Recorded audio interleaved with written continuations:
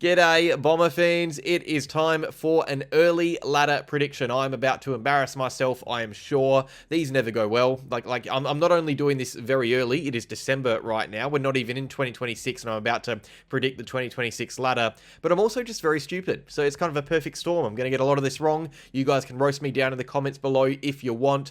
Let's waste no time and get into it. We're going to go from bottom to top, starting with 18th spot, and no surprises here. I've got the West Coast Eagles. I don't think they're a lock to finish on the bottom of the ladder. You know, this time last year, we were all predicting Richmond to be the team in this range. In fact, there were many saying the Tigers could go the whole season without getting a win, and look how that turned out. In the end, it's the Eagles who almost did that. They get the one win in 2025. It's one of the worst seasons I can remember in a long, long time. They actually broke the record for the most losses in a season ever, which is not a good record to break. And then you throw in the fact that they've lost that experience in Oscar Allen, Liam Ryan, even Sheed and McGovern. Obviously, they weren't playing footy. They've retired now, but it's still losses for the culture and the training track as well. And then you replace them with guys who, you know, there's question marks over Brendan Starcevic and his concussion issues. It's tough. And obviously, they've gone really hard at the draft. They've added in CDT, Dersma, these really high upside picks, but they're not going to come good straight away. I think they could be stars, you know, pair alongside Harley Reid as well, but it's going to take more than one season for them all to gel together, to play good footy together in a side that's just really struggling right now.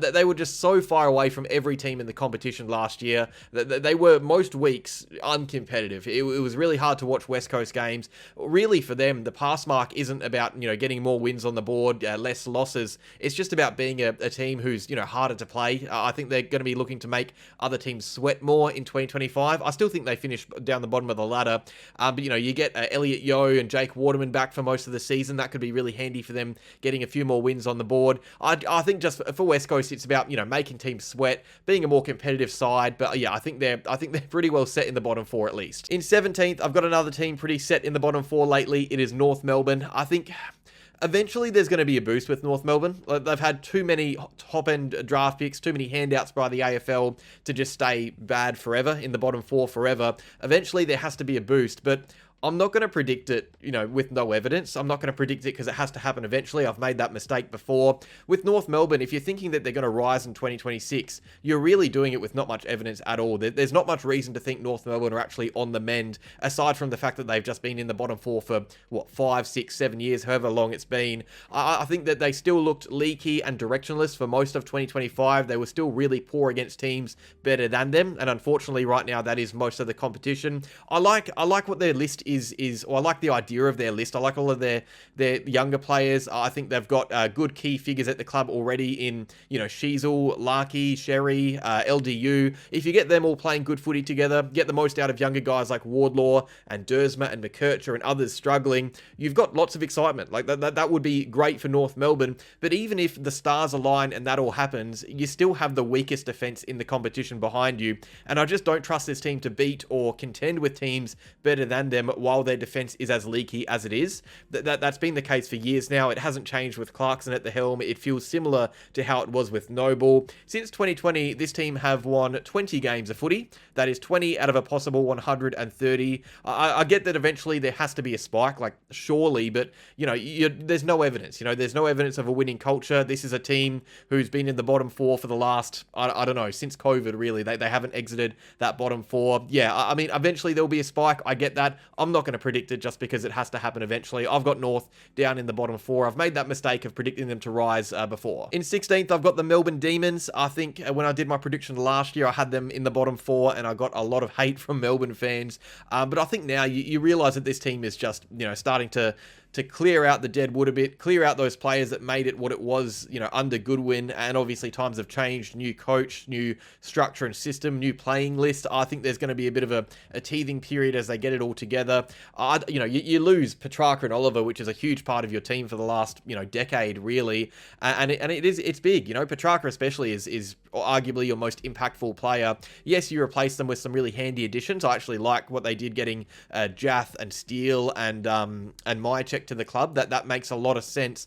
But all those guys together, they could prove to be helpful. But are they going to prove to boost Melbourne up the ladder further what they were up last year when they were 14th or 13th? Again, I worry about the depth in this team, like especially that midfield. It is looking a lot weaker now. It doesn't feel strong at all. So if Melbourne finish higher up the ladder, it's going to be because of an uptick in output from those younger guys like Langford, Lindsay, the new draftees. I really like Xavier Taylor. If they can all get the most out of their footy in a big way, you could see an exciting Melbourne team. But it's just so hard to see the Demons beating most sides in the comp, even at full strength. That's the thing. So imagine what happens when a Max Gawn goes down with injury or Cozzy Pickett. I don't think there's any replacing those two players. That's the thing for Melbourne. I think they are so reliant on their best, and I said this last year, I remember saying this, they're so reliant on their best players. They've lost a couple of them in Oliver and Petrarca. If Gawn goes down, I don't even know who their next ruck is. If Cozzy goes down, I don't know what they do. You've got a new coach, new system. It's a rebuild. I think Melbourne fans have come around to the idea that they needed this to happen. They needed to clean out their list,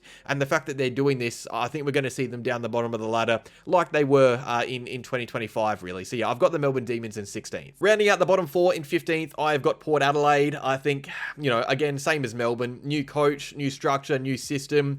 It's not even that, though. Like, even if Ken Hinkley was still coaching, I really hate what Port Adelaide have done in the last few off-seasons. Like, I would hate to be a Port Adelaide fan watching that off-season unfold. You bring in Will Brodie for a pick in the hundreds, Corey Durden. You don't take anyone in the national draft, so I'm already a hater. As a lover of the draft, I hate that Port Adelaide didn't attack it. And then, of course, the year before that, they bring in, Joe Richards and Rory Atkins. I don't know what that Rory Atkins trade, he was delisted in a season. Obviously, Lukosius and his body is letting him down a bit. But I think with Port Adelaide, it's just, you throw in the drama, by the way, set to occur with Zach Butters and whether he stays or more likely goes. But with Port Adelaide, I think this is just a team of role players. Like, I think this is a team who, most of their players, I think if you go through their 15 to 20 best players, most of the time you're saying, that guy is solid, that guy plays his role well, or he's reliable. There just isn't enough firepower and damage outside of, Butters and Georgiades and Rosie and Horn Francis. Like there really isn't much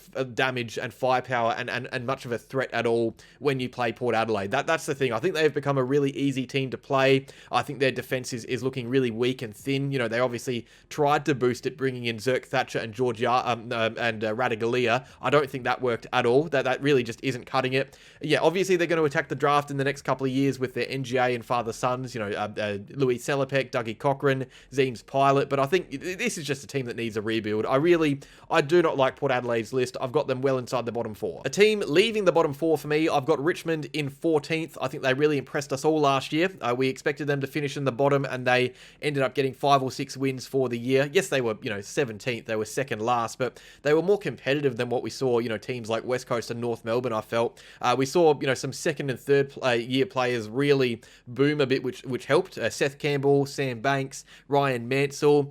You pair that with Nankervis, Taranto, Nick Vlosten, and these senior players who just played their roles and really carried the load. And I thought you had a really promising season for Richmond going forward, because I think with Richmond, you saw them expand on what we thought they were capable of last year. Of course, that could be a team exceeding expectations and playing above their grade. And even with that, I think that, they still finished second bottom. So it's not like, it's a massive step forward for the Tigers. But I actually think we didn't see much out of some of their most talented players. And that's why I'm really excited, and why Richmond fans should be really excited, because I'm expecting growth from those draftees. You get more games into Lawler and Houghton, who missed games, another preseason into those key forwards, Armstrong, Jonty Fall, Tom Sims. You get Luke Traynor playing good footy. You throw in Grill and Cumming from this year's draft. Hopefully get Gibkiss playing footy again. Bolter doesn't have that curfew anymore. Hopefully Lynch and Prestia stay fit. I think Richmond are actually a team that could continue to rise a bit. It's far too early for them to be making a serious push up the ladder, but I do like what I see more out of Richmond going forward than the teams that I just mentioned before. So I think they're probably still a bit young and green in every zone. They're still a very young team, but you can't deny the talent that they've got on that list. They've really attacked the draft hard in a big way and in a good way. I think that talent should get them over the line in a few games next year. I've got them avoiding the bottom four narrowly. In 13th, we have got the Essendon Bombers. The main question with Essendon really is fitness. I don't get the arguments going around that the Bombers are bottom four based on talent alone. You know, the first half of the year last year, the first 10 games, we had won 6 of them. We were percentage outside of the 8. The injuries start to hit. They really mounted, and we didn't win a game for the whole year. I don't think we're a bottom 4 team if we're fully fit. I don't think we're a top 8 team if we're fully fit. I think this is kind of our range, that 10 to 14 to 15 range of the ladder. I think we're in no man's land right now, but that's a better place to be than bottom 4 if you're rebuilding, because you're getting games into these younger players and hopefully getting a few wins on the board for the culture as well. I'm just going to assume that our injury crisis isn't as bad as it was last year. Obviously, fingers crossed. But I mean, I think if you take away every key defender out of any team, take away all the key defenders out of Brisbane, they're going to struggle. And that was just the defense, by the way. We were decimated in every zone. So obviously we were going to struggle. The fact that we finished 15th, it was a surprise and probably a testament to the way we were playing before the injury run, even though I don't even think we were playing that well. I think even if we have 4 to 5 more players available each week, we probably avoid the bottom 4, realistically. I don't think that's a hot take. Our main key defender was a ruckman last year, and our ruckman was 70 years old. We had 15 debutants. A good deal of them were not ready to play AFL footy. The good thing about that is that season's done, and now those players have high level experience, but I'm expecting more availability, more depth because of it, and with a bottom 6 fixture, some simple double up games, I think you're looking at a team who just has more going for it than the teams below. Now it is still a young team, second youngest in the competition, but that was also the case early into 2025 when we were sitting 9th or 10th on the ladder. I don't think we've built enough trust to be finals contenders yet, obviously. We haven't shown full season consistency for, I don't know, decades. But I don't think we're a worse side than Richmond or North Melbourne or the other teams if fit. Keyword, of course, being if fit. We obviously lost to Richmond from memory.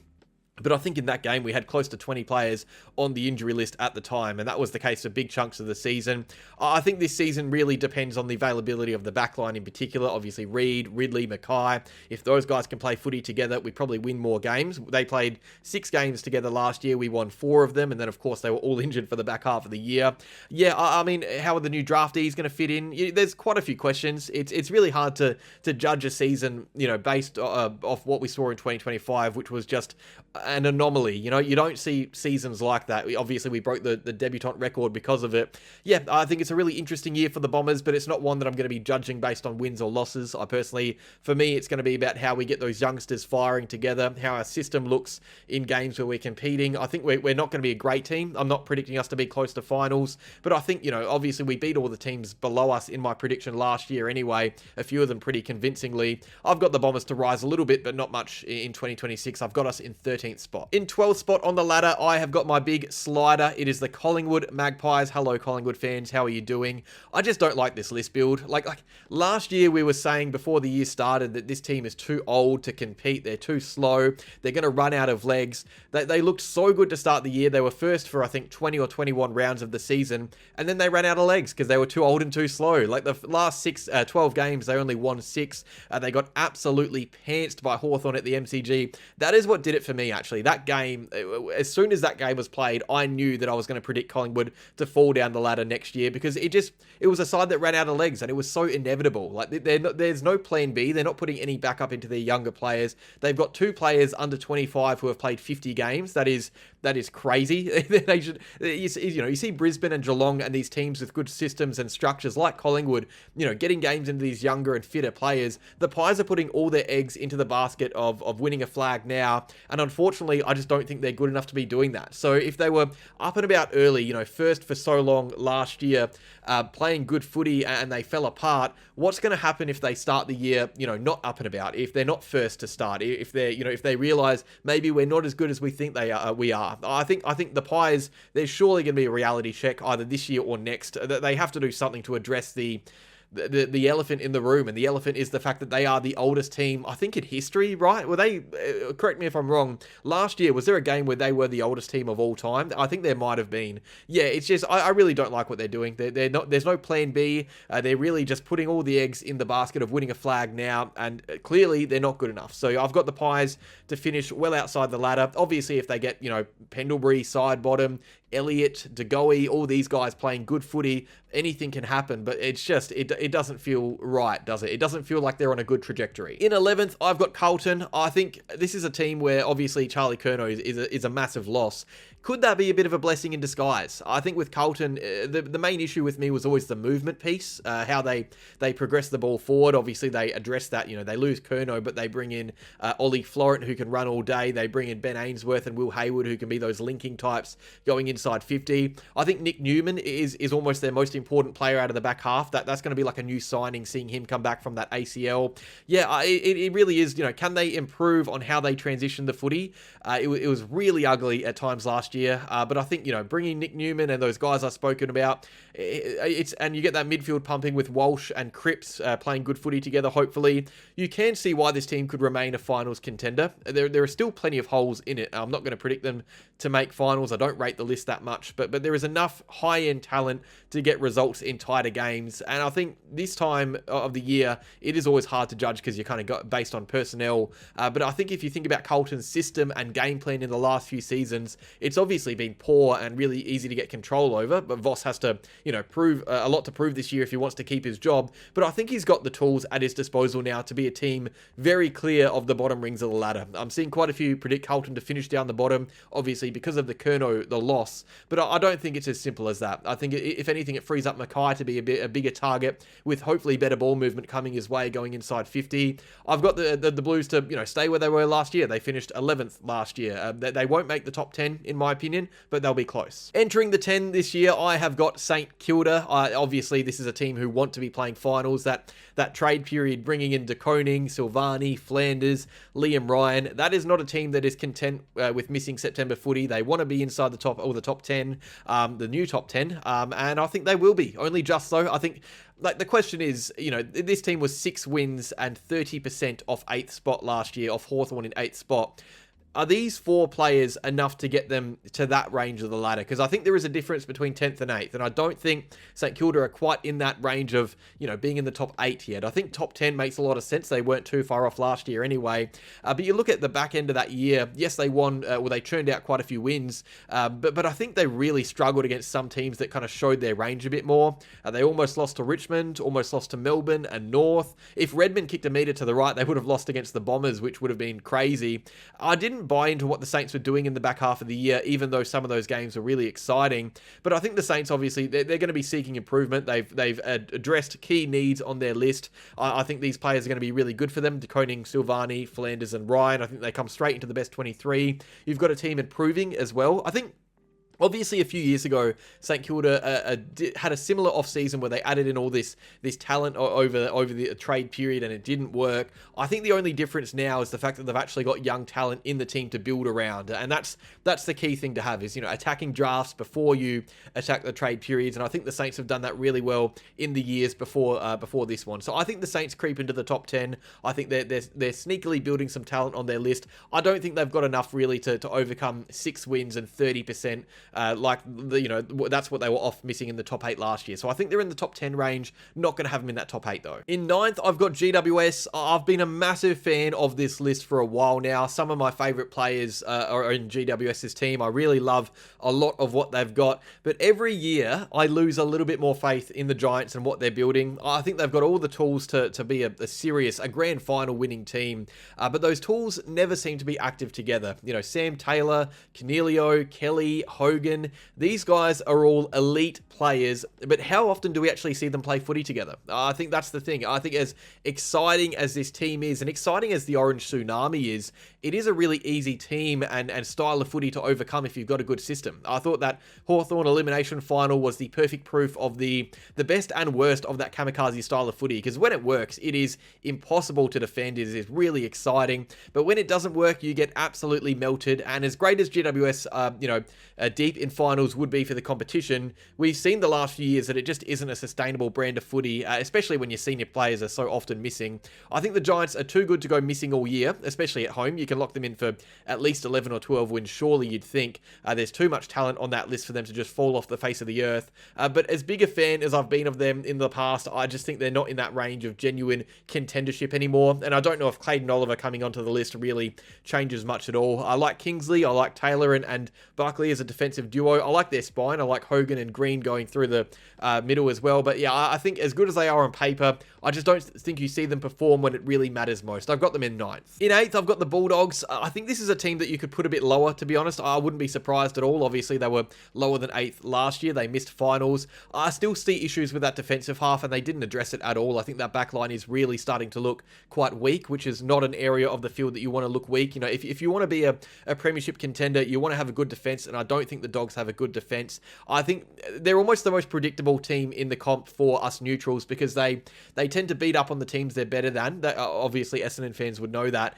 But when they come up against a top 8 team, a team that they maybe, struggle against historically, they struggle. And some would say flat track bullies. I'm not going to say that because I like the Bulldogs, but some would say that. I think with the Dogs, they're just too good at their best and too damaging on the scoreboard not to be in finals contention. Even if they struggle against the best sides, this is a team who builds serious percentage through seasons. They're not going to be relying on other results and margins in other games. They never have to worry about percentage, which means they don't need extra wins to make that step up. Last year, honestly, was a massive fail. They really should have been in that top 8 to end the year, and I think that it would be an even bigger disaster if they missed the top 10. I don't see them as a genuine flag threat, not with that defense. With that defense, you just can't be, but I'd be surprised if they missed the top 10. I think the Bulldogs are going to be in finals next year. In 7th, I've got last year's reigning premiers, the Adelaide Crows. Obviously, it's always a tough team to judge when they make such a bold move up the ladder. They went from bottom 4 to top of the ladder in one season, in 12 months, which is crazy. And it's hard not to have some recency bias here when you're predicting a team to slide a bit, obviously from 1st to 7th, because like if we're doing this video after before finals, discounting those finals games, you could have the Crows a lot higher. You really could, but I think we saw such a terrific run of form, run of injuries. It all just worked. It all clicked together. It came together for the Crows last year. And then as soon as a few of them went down, obviously the Rankin situation and some other injuries as well, Rochelle, I thought they were shocking in finals. It was like a completely different team. They were nowhere. And I think if Adelaide are to do what they did again last year, which was great, I just think a lot has to go right. And can you have a lot go right 2 years in a row, or can you predict it all to go right again? I don't think so. I think it's actually even harder if you're a team to back up a rebound season than just rebound in general. The Crows last year were playing with a bottom 6 fixture. They were bottom 4 the year before. They had those new recruits who really blended in, many in their prime as well. Now they have a top 6 fixture, much tougher games. Teams have done their homework on them. You know how to beat the Crows. You know how to shut down, who to shut down. I wouldn't go as far as to say they missed the 8, because I just think they have so much strength across the board in every position. But you'd love to see more midfield depth, a bit more oomph out of the back half as well. I don't think the Crows have a premiership caliber team right now, is what I'm trying to say. And I'd say all the teams above them in this prediction might. I'd be surprised if Adelaide went on to win the grand final next year. I don't think I would be if the top 6 teams that I've got down did. I think even, with the home ground advantage for the Crows and the wins that they're going to get in Adelaide Oval, sure, they might finish higher in the ladder, but I've got more faith in the teams that I've got above them to actually win the thing. And that's why I've kind of put the Crows below those teams that they actually might finish above in the regular season. In 6th, I've got Fremantle. I think this is where it gets really tight, because I think these teams could do anything. I think the Dockers, I've had them in the toying around with the top 4 a bit, because I really like what they're doing. I think this is a team who, I love their profile, I love their age demographic. I think they're building year on year, which is great. Even this year, I really like Judd McPhee as a pickup, and I think he's going to really spruce up their backline and improve the ball use out of there. I think the Dockers have a really balanced team already, and solid depth, and a solid side that just churns out results. They almost fly under the radar a bit, but I think if anything, that probably helps build without serious expectation going around. But as Sarong and Brayshaw get more years under the belt, you got a team who just seems hungry to get out and prove themselves. I think Frio's leadership is underrated, and there's clearly a team who all buys into what they're building. And what we probably need to see more are, or I guess what we need to see answered are some questions that, before they really push, we need to know how that dual ruck setup works. We need to know if there's any real star power after Josh Tracy up in the air up forward. Can Murphy Reid and Amos take another step forward? Will we see the best out of Shea Bolton? I think there's clearly enough there to work with. And the good news is they're actually on the younger side of their age demographic, so this isn't when they should be pushing for a flag, but I think they'll want to be, and I think they'll want to be answering those questions that we've got lingering around them. I don't trust them enough to be a serious contender yet. I think there's too many unanswered questions, but I think the Dockers are going to be one of the better teams in 2025. In 5th, I've got Hawthorn. This is a really tough team to get a hold of, because It's interesting. You look at Hawthorn's best 23 on paper, and I actually think it's one of the weaker ones in the top 8. It's really interesting because they don't have that much star power at all. Obviously, they tried to get some in last year. They went really hard for Oscar Allen, Petrarca, Zach Merritt, everyone. They talked to every captain really in the comp, but it didn't work. And, if anything, they actually probably got worse as a team. They lost Warple, Jath. I really like Sarong. That's probably the biggest loss for me is Jai Sarong, who I really like, and he's gone to Sydney. And they attacked the draft in the later stages of the first round in a bit of a thinner draft. So they haven't gotten better this year. They've definitely gotten worse in terms of their squad depth and output. But I think this is a team who you can't really judge based off an off season. You could if they brought in Zach Merritt, because that is probably what they need, a bit more star power. But this is a team that really buys into that next in approach, and their squad depth is unbelievable. I'd say it's probably the best in the competition. They bat deeper than anyone, and it's why they really don't lose too many games of footy. I don't know if I would back them in for a premiership push just yet. I think, Merritt could have really helped, because that midfield is not great. And everyone's saying, wait for Will Day to come back and you'll see what happens. I don't know if that's a healthy way of looking at a season, like putting all that reliance on one player. And I don't think Will Day has really proven himself yet as a genuine superstar of the competition. Obviously, injury plays a part of that. But I don't even think that's what makes or breaks Hawthorn, because I think I'd probably predict the Hawks to finish 5th, even if Day was injured for half the year, because they've got that great next in approach that I just spoke about. It's really what keeps them ticking along in the wins column.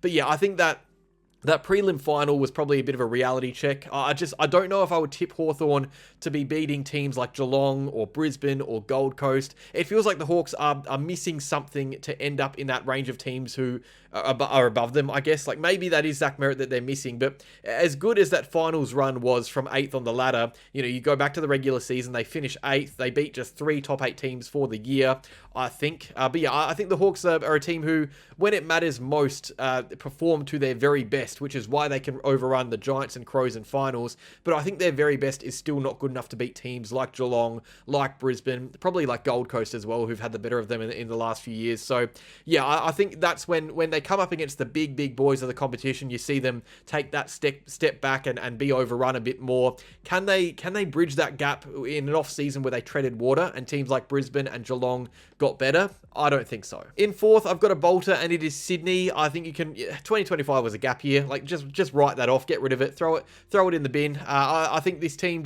I don't know. Sydney's one of those teams who always find a way to bounce back. I think this has happened before where they missed they had a gap year and came back. And there's a lot of excitement around the club right now. They've obviously brought in Charlie Curnow, who was a massive get for that forward line, because this is a team, unlike Carlton, who moved the ball really well at their best. And you saw that to end the year, getting players like Errol Goulden back in the team, playing good footy with Chad Warner. Charlie Curnow is going to love that ball movement, because they can really slice teams apart, and he's going to be isolated a lot inside 50. I think he'll be kicking a lot of goals next year.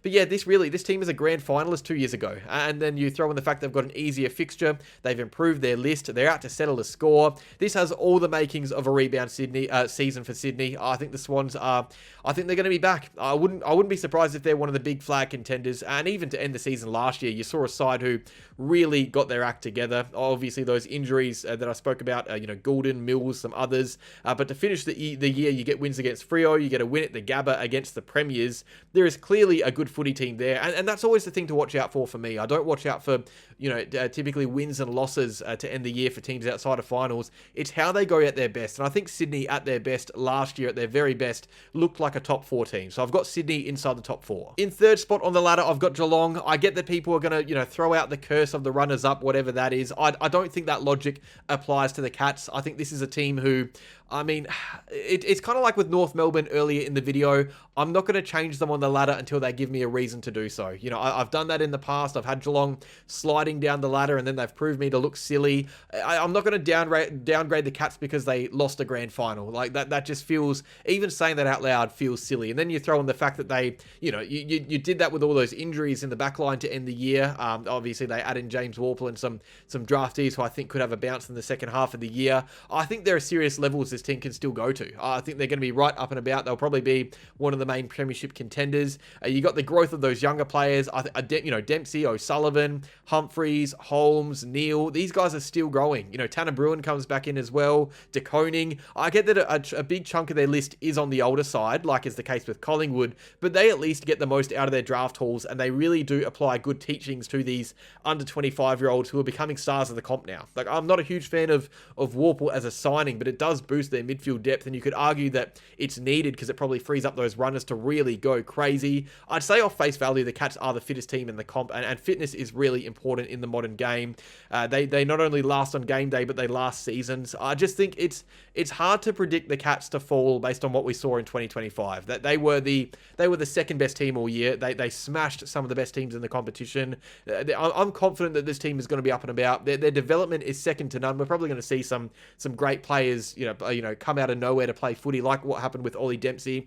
I've got the Cats in third. In second spot on the ladder, I've got Brisbane. But let me say, this isn't me saying that they're not going to win the flag. I've got them winning back to back to back. I think you add in, obviously, the draft hand is great with Dan Annable, but you bring in, Oscar Allen and Sam Draper, who are just, they're going to be all right at Brisbane. Like, they just get the most out of their players.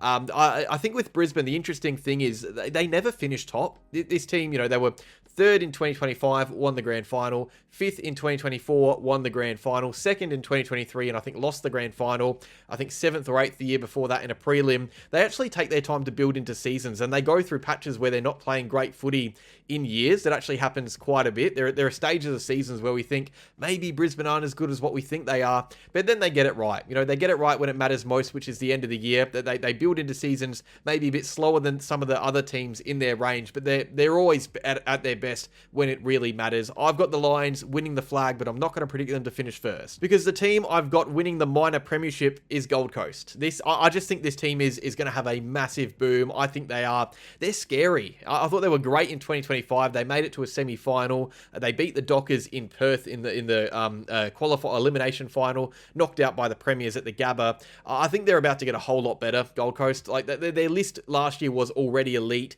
You throw in one of the best midfielders in the comp, Christian Petrarca. I like the Jamari Ugle-Hagan trade as a free hit because they really didn't cost much for it. Obviously, those 4 first-round draftees, they're just building something, Gold Coast. They really are. Their midfield already is deadly. You've got Rowell, Anderson, Petrarca, Miller, under the reliable Jared Witt. Up forward, they've got an abundance of key options. Down back, Sam Collins is awesome. Mac Andrew with them, and then the run and dash of Rioli and Noble. I just love the blend this team has, and the depth is really starting to build. I think it is amazing when you can have a team whose depth is predominantly young and upcomers, like Jake Rogers, Leo Lombard, Davies. Like, these guys would be playing regular footy at any other team in the competition. Of course, you've got this year's draftees, Hewland and Patterson. They're ready to play footy, but I don't know how you can squeeze them in over other players. I just think the talent on this list is reaching a bit of a boiling point, and I think they're going to absolutely kill it this year, Gold Coast. The one to watch for me is Jamara. Like, if they can get him right playing good footy, that is going to be really scary. They're going to become a serious destination club if they can start winning games like they should be. I thought they were great in 2025. They broke their finals drought. They won a final. I think in 2026 they go one step further, enter the top 4, and really start looking like a serious team. This is the upgrade era for the Gold Coast Suns. This is a big season coming up. But guys, that is my way too early 2026 ladder prediction. Thank you for watching. Thank you for commenting obscenities in the comments down below. I appreciate it. No, it's just a bit of fun, and really the main goal of this is not to predict anything, but to show you guys where I think each team is kind of in the range of. It's not about individual predictions and placings on the ladder. It's more about where I think the teams are in a rough range, and I guess you guys would care more about the Bombers in that regard. But I think it's a really interesting season coming up. I think 2026, obviously with the introduction of the final 10, we're going to see quite a few teams in finals contention, and that is fun. But that's also all. Thank you for watching, guys. Like if you enjoyed, subscribe if you're new, and as always, go Bombers.